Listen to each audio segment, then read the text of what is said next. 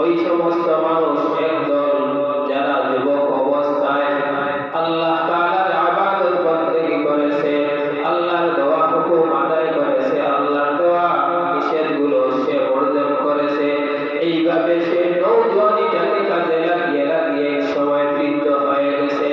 এখন দেখা যায় নামাজের সময় হলে ইচ্ছা হয় নামাজ পড়বে, কিন্তু দেখা যায় মসজিদে আসতে পারে না।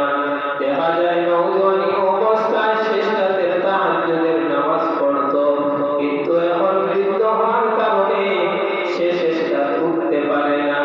যদি ওঠার চেষ্টা করে তাহলে তার কোমরে ব্যথা হয়, পায়ে ব্যথা হয়, যে কারণে তাহাজ্জুদের নামাজ পড়তে পারে না। লম্বা লম্বা নামাজ নৌজওয়ানি অবস্থায় সে পড়েছে, কিন্তু বৃদ্ধ হওয়ার কারণে সে ওইগুলো আদায় করতে পারে না। আবার দয়ার মালিক আল্লাহ তাআলা বলেন, হে আমার ফেরেশতাদের দল, দেখ আমার বান্দাটা নওজোয়ান অবস্থায় থাকা অবস্থায় সে কি তাহাজ্জুদের নামাজ পড়েছে, সে কি জিকির আজকার করেছে, সে কি নামাজ মসজিদের মধ্যে গিয়ে আদায় করেছে। ওই সময় ফেরেশতারা বলে, হে দয়ার মালিক, আপনার এই বান্দাটা নওজোয়ানি থাকা অবস্থায় এইগুলো করেছে, এখন সে করতে পারে না। আবার আল্লাহ তাআলা বলেন, আমার ওই বান্দার আমল নামায় ওই নওজোয়ানি অবস্থায় যা যা করেছে সব কিছু লিখে দাও। সুবহানাল্লাহ।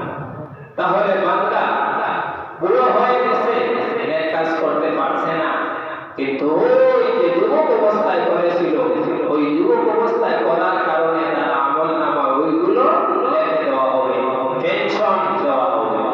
এই হলো এক। দুই নম্বর শ্রেণী যাদেরকে পেনশন দেওয়া হবে তারা হলো অসুস্থ, যারা সুস্থ অবস্থায় মালিকের গোলামি করেছে, মালিকের দেওয়া হুকুম আদায় করেছে, নিষেধগুলা বর্জন করেছে, কিন্তু দেখা গেছে পরে অসুস্থ হওয়ার কারণে সে এগুলা আদায় করতে পারে না। মালিক ওই সময় ফেরেশতাদেরকে বলবেন, হে আমার ফেরেশতাদের দল, আমার বান্দা সুস্থ থাকা অবস্থায় ওই ওই আমলগুলা করেছে, এখন সে অসুস্থ হওয়ার কারণে করতে পারছে না। আমার বান্দার আমল নামায় সুস্থ অবস্থায় যেই আমলগুলো করেছিল ওই আমলগুলো লিখতে থাকো, লিখতে থাকো। সুবহানাল্লাহ। এই দুই শ্রেণীর মানুষ। তিন নম্বর যেই দল, এই দলকে আল্লাহ তাআলা পেনশন দিবেন, তারা হলো মুসাফির। একদল মুসাফির মানুষ, সে বাড়ির থাকা অবস্থায় যে আমলগুলো করে, কিন্তু মুসাফির হওয়ার কারণে সে ওই আমলগুলো করতে যদিও সে চেষ্টা করে, কখনো দেখা যায় সম্ভব হয় না।